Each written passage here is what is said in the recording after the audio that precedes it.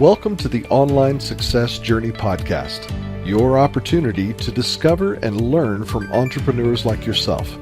This is not your typical podcast, but a place where you can get the real story and find out how real people encounter speed bumps and detours, but journey through to find success. Now here's your host for the Online Success Journey podcast, Patience. Hello everyone and welcome to Online Success Journey. This is episode 179. Are you ready to join the clan?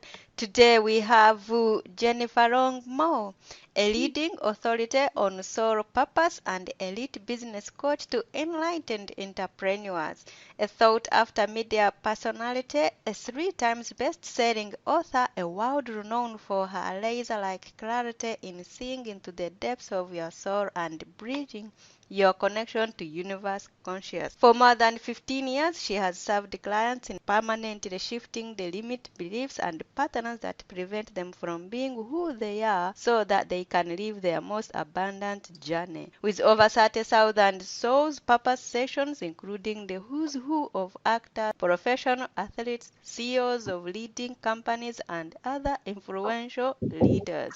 Hello, Jennifer. Hi, I'm so excited to be here. Thank you for coming. I know the clan is anxious to hear your story, so let's get started with the basics. Can you tell my clan a little bit about your background, about what you did before you started your online business? Well, I followed the conventional path. I was taught at a very young age to work hard for your money, to work hard to keep your money, and the only way to do that was through a JOB, which I say stands for just over broke. So I went to university and studied forensic investigations, and I went off to do forensic investigations for about 7 years. I investigated crimes against children and was in court a million times and did all kinds of testifying and so on. And it was great. I learned a lot about human behavior. There's pretty much nothing anyone could tell me that would shock me. And I also wasn't living fully in alignment with my purpose. I was meant to provide energy healing to folks and to do intuitive guidance and to teach people how to do the same, not only for themselves but for others. And so I left that job and I went into corporate for 2 years and did sexual harassment investigations and fraud investigations and so on. And that allowed me to heal my adrenals and just work a true 9 to 5. And at night, I would go to networking events because I wanted to learn this entrepreneurial speak. It felt like a foreign language to me. It felt very alien, right? I didn't know all of this way of being. So it's almost like I studied how these entrepreneurs were showing up. And then I realized, hey, if they can do it, I can do it too. And I needed that. I needed the 2 years in corporate, and I needed the 2 years of healing my adrenals to finally take the leap and trust that the net would catch me. And that's the very, very nutshell version of how I got to this place 15 years later. That's how long I've been doing this. So it's been a very interesting ride for sure. What a journey, Jennifer. Okay. Mm-hmm. What is the most dangerous belief an online entrepreneur can have?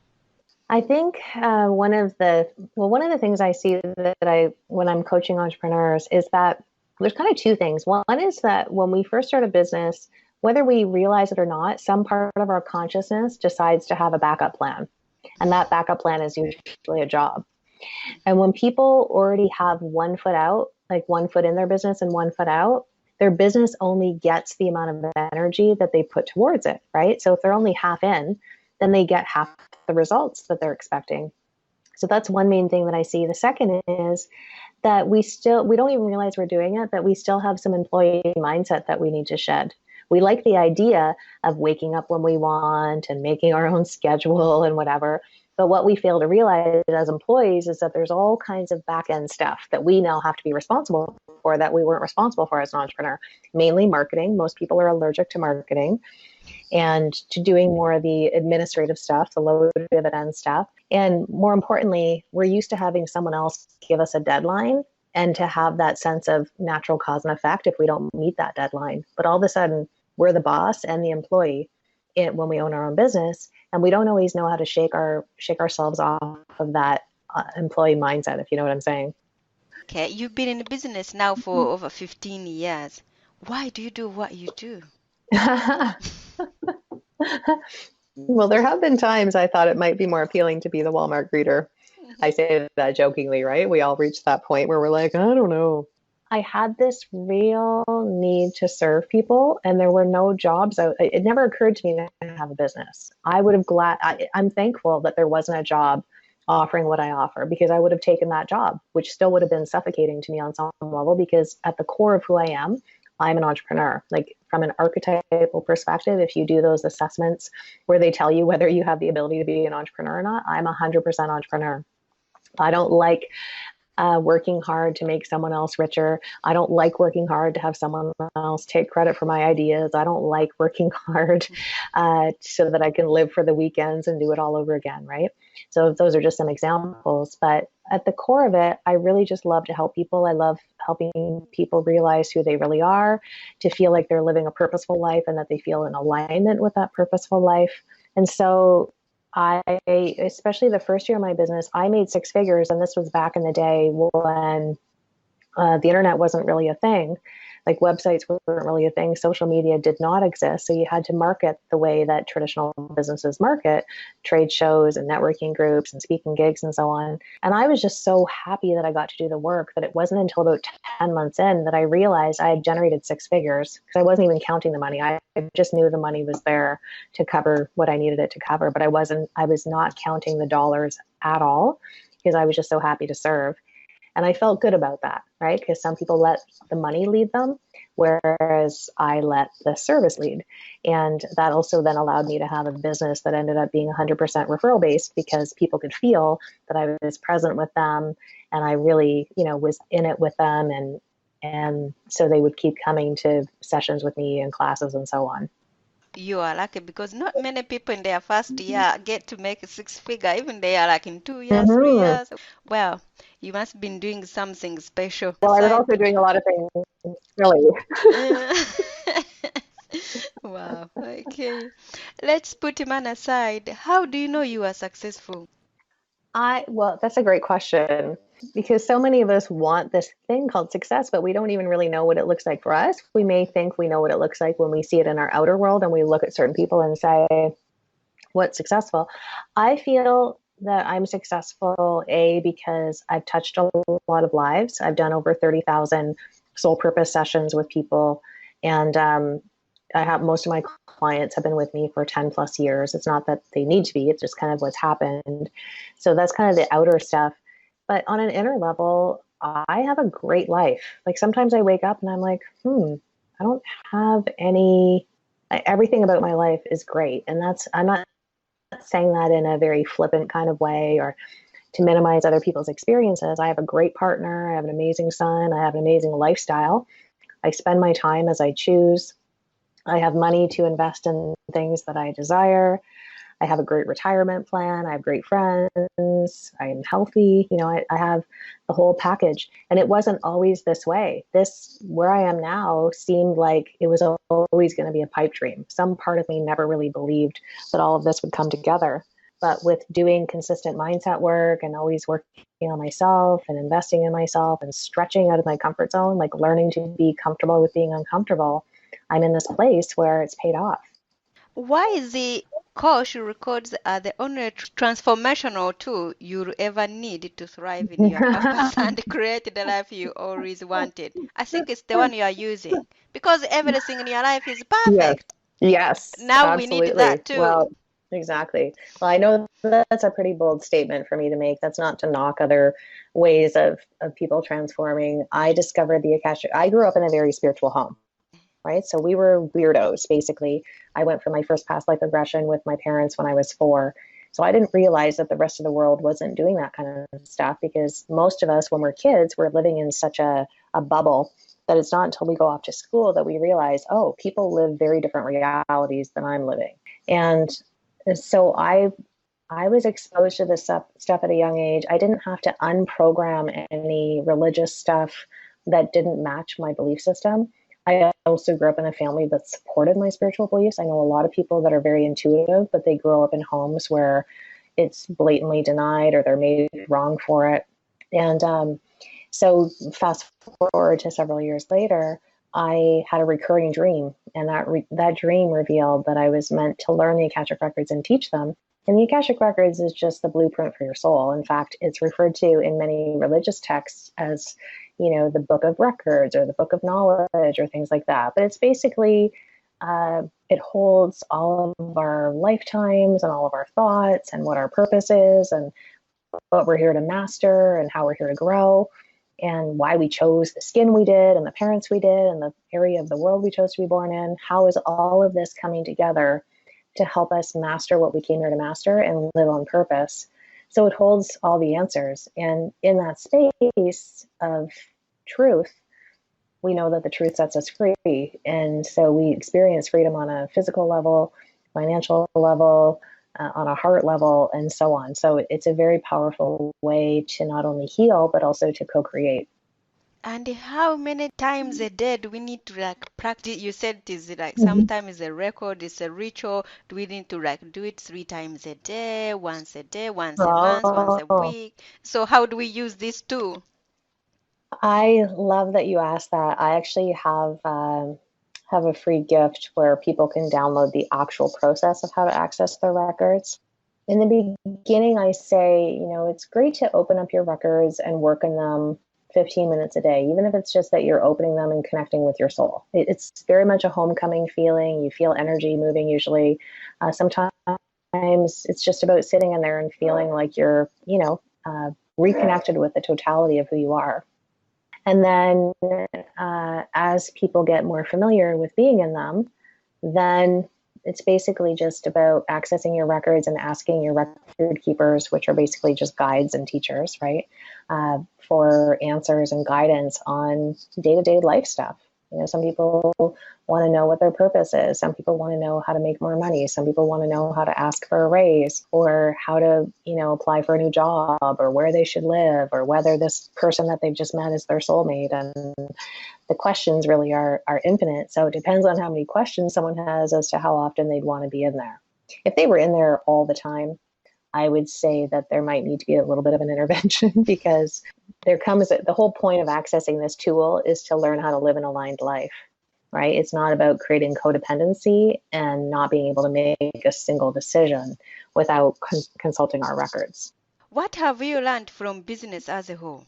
What haven't I learned? I think business is the biggest healer we ever have, right? It kicks up all of our stuff, especially any money stories we have, because there's nothing about business that doesn't involve a money conversation on some level, right? We either have to ask for money from clients or chase after clients that haven't paid, pay vendors, reinvest in our business, pay ourselves, price ourselves in a way that is aligned. Like there's always some aspect of money involved, and that usually kicks up a lot of stuff for people. So I've just learned that money is a great teacher, that business is a great teacher. Money is a great teacher as well. And if we can look at it as this tool that we're getting paid to grow, right? We're getting paid to learn and grow, then we can view business as being a contribution to us instead of always feeling like we're a contribution to everyone else but us. Can anyone be an entrepreneur, or are some people more cut out for it than others? I have learned, and this might not be a popular opinion, I've just coached a lot of people in business over the years. Some people like to be inside of a box, and they actually just want to have a coach that helps them be more comfortable inside the box. And then there are those folks that might be in a box, but they're desperately seeking a coach that takes them outside of the box and teaches them how to live in a world of possibility. There's no right or wrong because each of us comes into this life with a different, thing that we need to learn. But for folks that are very attached to being in a box and just having that box be more comfortable, at best, they would be self-employed, and self-employment is basically building yourself into a job. So that's owning a Subway sub franchise or owning a nail salon where you have to work 12 hours a day and you can't really scale and your income is tied into your time constantly, things like that.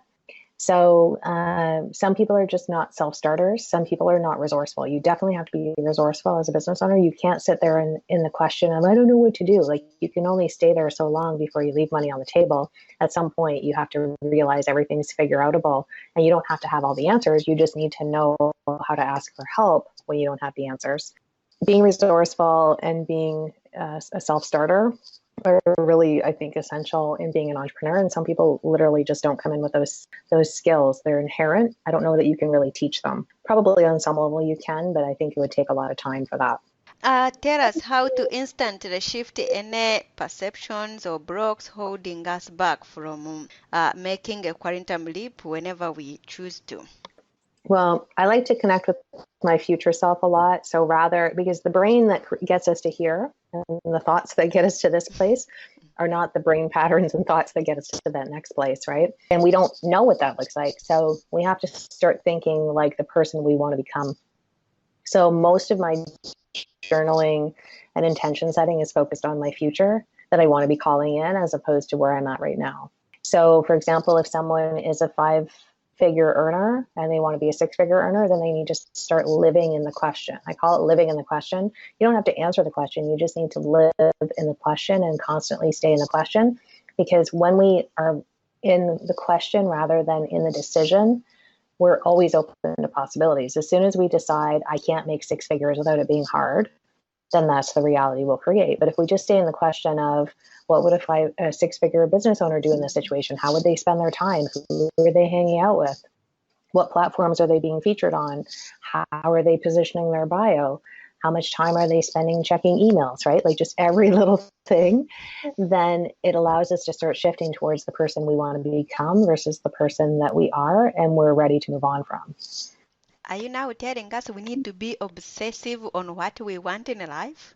I don't know that we need to be obsessive. We just need to focus our energy towards what we want versus what's lacking. In your businesses, have you ever had a coach or a mentor yourself? Always. I think any successful person has a coach on some level. I usually have a few different coaches because not all coaches are created equal. So sometimes I have very topic specific coaches, and other times I have more mindset coaches. It just really depends. Like when I started learning how to invest in real estate, my option was to spend years trying to figure it out and lose a ton of money and lose a ton of time tripping over my own feet and getting into bad deals and not really understanding my investment style and not knowing how to ask the right questions, or hire a mentor that their purpose is to create all the shortcuts for me, right? They've already done the work, they've already learned from the lessons, and so they're going to be saving me a ton of time, money, and energy, showing me how to get to the same place in a fraction of the time and the cost. So that's an example of someone I might hire if I want to get results and I really just either don't have the time or I choose not to waste the time trying to figure things out on my own. And then there's other times where I will want to be working with someone that I view as someone that's several steps ahead of me, and I just want to be in their presence, and I want them to be picking my brain and reframing my mindset, right? So that I can shake any unconscious habits or thoughts that I have that are keeping me anywhere but where I want to be going. What is the most valuable thing your mentor or coaches has told you? I think one of the most, I coached with a billionaire several years ago, and I knew I wasn't going to be a billionaire, but what I wanted to do was be in her presence to see what was the difference between where I was at and where she was at, from day-to-day routine to where she spent her energy to who she hung out with. And I assumed that if she had $1 billion, multi-billion-dollar company, that, she just wouldn't have the same money stories that the rest of us had. And she said, no, we still all have money stories. It's just a matter of the fact that they shift over time. So for her burdens were about how many employees she had and wanting to make sure that she was always generating enough income to make sure they were taken care of and that they still had jobs because they were feeding families. I don't have that same worry. I only have a small group of team members, and they're well aware that, their job is secure, but I don't pay them. They're contractors, right? And so it's up to them to take on as many contracts as what fills their financial need. I'm not the source of their income. So I learned that, people are always going to have money stories. It's not a matter of whether they have them or not. It's just a matter of how healthy it is. What is one thing that has contributed to your success? I would say really being a steward of time and realizing that time is my servant. I'm not a servant to time. So that meant getting really clear on my priorities and where I'm dedicating my time, being really honest with myself about whether I'm spending my time efficiently, whether I'm sharing it with people that it makes sense for me to share it with, my activities, where I might be wasting time. Because time isn't necessarily money, but time is our only non-renewable resource.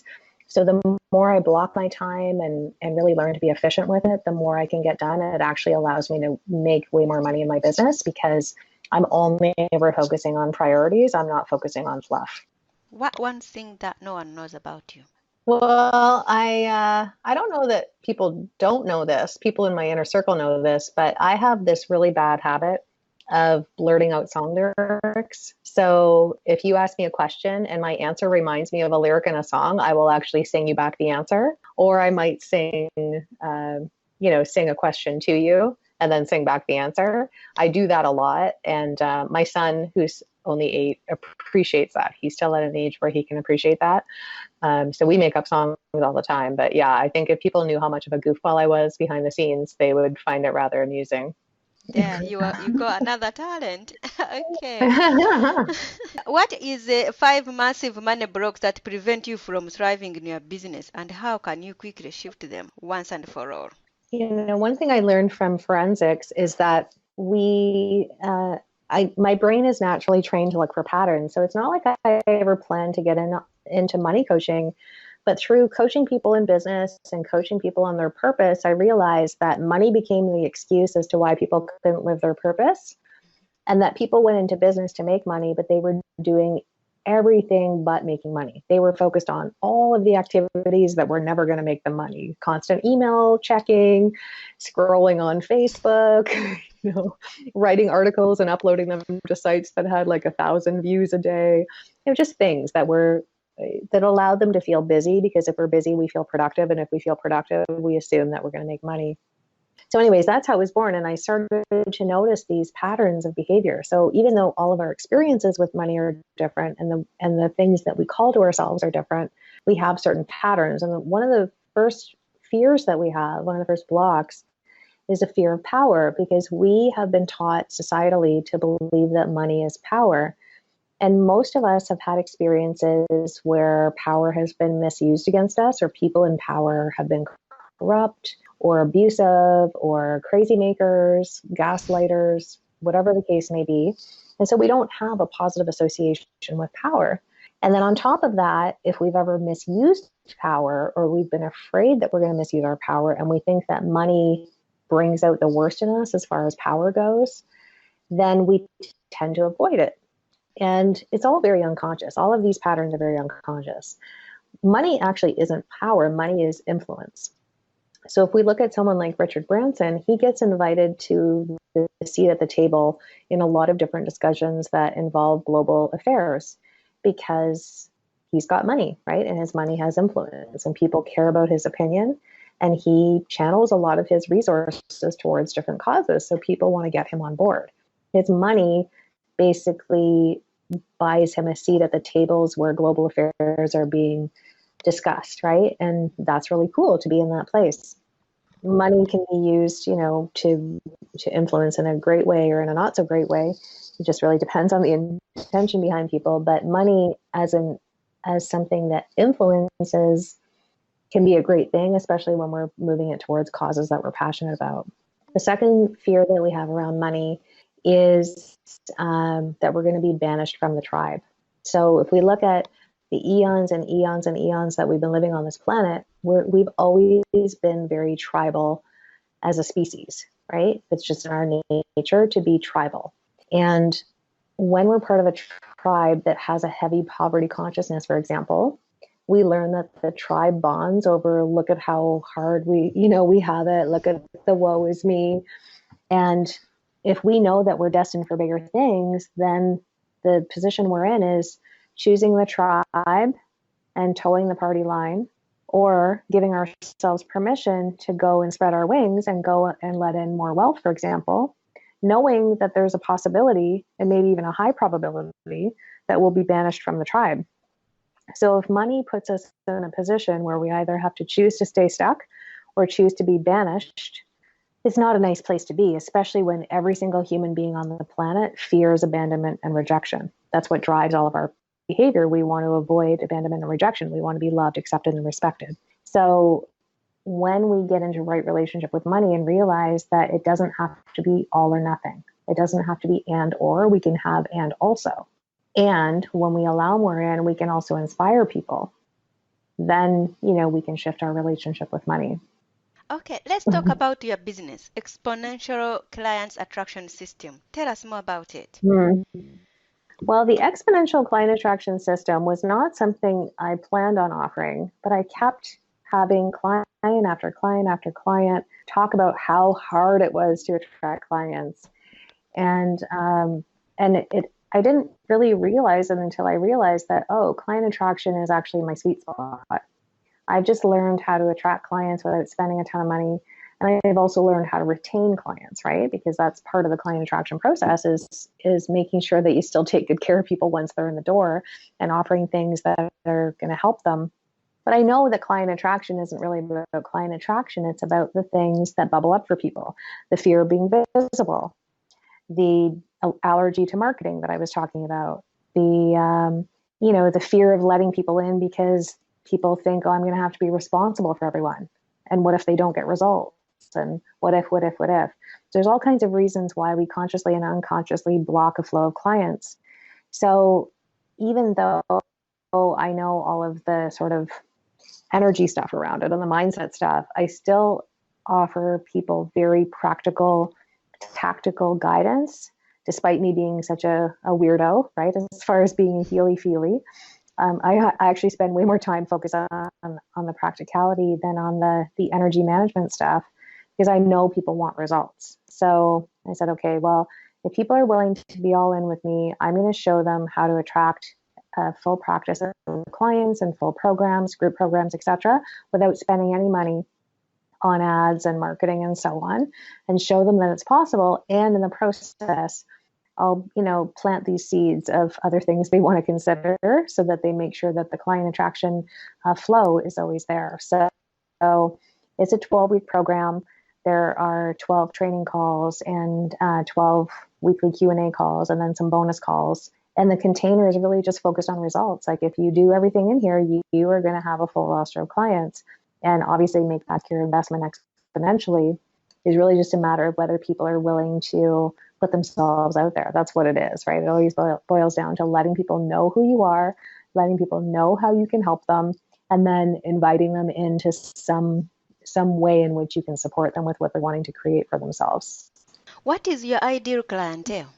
That's a tough question, simply because I really love helping people. And over the years, as we all do, we evolve with who our clients are. So my clients are, people that I work with one-on-one are people that are making an average, like on the low end, they're making about $500K a year. On the high end, they're making about 15 million.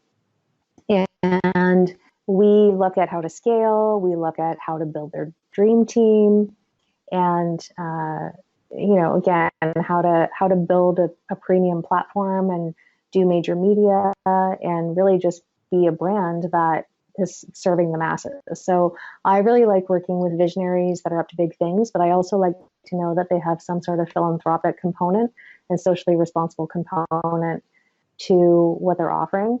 I also work with a lot of diverse businesses. So I don't know how it happened, but I have a lot of clients that are people of color, and like one of my clients is a doctor that does gender reassignment surgeries. So she's a doctor, surgeon, and she's like, I love her. I so admire the work that she's doing in the world, because it's actually very unsafe for her to do that work, and she continues to put herself on the line to help people that are really struggling and becoming who they really are. So the work is bigger, obviously, than what she's doing in surgery, and it's kind of a whole package. But those are the kind of folks I work with. I like to work with folks that are helping people, and that their business is impactful and it has meaning. And like I said, they have a philanthropic or socially responsible concept, but they also, like I said, I tend to attract people that are on the periphery of society. So I have a lot of women of color that I work with, and folks that are identified with the LBGTQ community. And I just love them. Wow. They're awesome. Wow. Okay, that's great. Where do we find this product and how can we connect with you? Well, the best way to find me and find out about the work that I do is by going to www.souljourneys.ca. And I'm in Canada, if you haven't already heard my accent. So hence the .ca, not the .com. And then I also spend probably too much time on Facebook. I have a group called the Purpose Posse, which is a free group helping entrepreneurs scale their spiritual business. And so I obviously spend more time on there, right? It's easier to build a relationship with me there than through weekly emails and things like that. So, clan, there will be more from Jennifer in a moment. If you are listening on one of the many podcasting platforms rather than my website and you are encouraged by Jennifer's journey, go to onlinesuccessjourney.com for a bonus portion of the interview. The Online Success Journey is a wonderful membership community built for people searching for the path to success. We are one big clan and you can be part of this community for free. Once you have joined the clan, click on part 2 of Jennifer's journey or over 150 other journeys that are available and learn how you can find the right path for your own online success journey. That's a wrap, clan. Remember, success is a journey. Patience and Jennifer. This is not the end of the journey. We hope you've enjoyed listening to part 1 and want to be sure you know there is a second part to this and every journey podcast at onlinesuccessjourney.com, filled with even more success tips, uplifting stories, and even a bit of fun. There are dozens of episodes only available to the members of the Online Success Journey clan. Check out the website and click on Join the Clan for more information. Patience would like to thank you for listening to this podcast, and she has a free audio gift for you at her website. Go to onlinesuccessjourney.com for instant access to this gift. Of course, you know that listening to the journeys of others helps each of us chart our own path. So make sure you're subscribed to be notified as each new interview is posted. There are so many ways to stay connected to the Online Success Journey and to listen in. And if you're enjoying the podcast, we appreciate your help in telling others.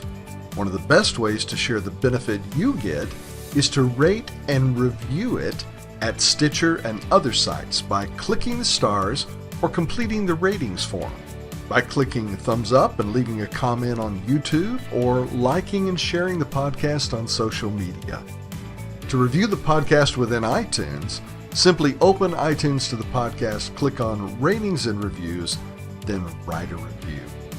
On behalf of Patience, and until next time, thanks once more for listening. It is our hope that this podcast will guide you on your own online success journey.